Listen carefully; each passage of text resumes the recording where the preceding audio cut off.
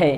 میرے محترم بزرگوں، اس لیے میرے وہ بھائی بہنوں جو خودکشی کرتے ہیں، جو خودکشی کرنے کا ارادہ رکھتے ہیں، خودکشی کرنے کا ارادہ رکھتے ہیں، سن لو، موت یہ زندگی کا خاتمہ کا نام نہیں ہے۔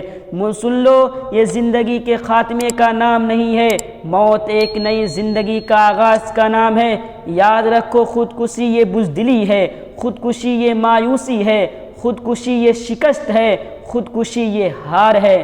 میرے محترم بزرگوں، دنیا کی اذیتیں تمہارے لیے ناقابل برداشت ہو گئی، دنیا کے درد تمہارے لیے ناقابل برداشت ہو گئی، دنیا کا زخم تمہارے لیے ناقابل برداشت ہو گیا، دنیا کی سزائیں تمہارے لیے ناقابل برداشت ہو گئی، دنیا کی آفتیں تمہارے لیے ناقابل برداشت ہو گئی۔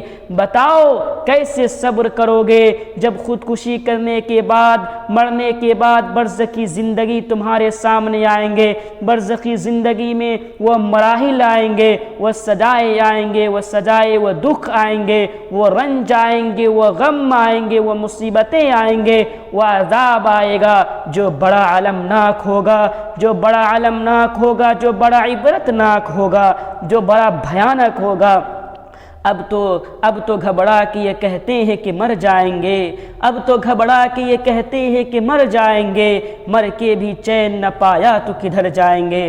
حضرات، اپنے ایمان کی تصدیق کرو، اللہ سے قریب ہو جاؤ، اللہ سے اپنا تعلق مستحکم کرو۔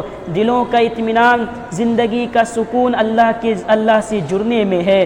الا بذکر اللہ تطمئن القلوب، اللہ کے ذکر میں دلوں کا سکون ہے، زندگی کا اطمینان ہے۔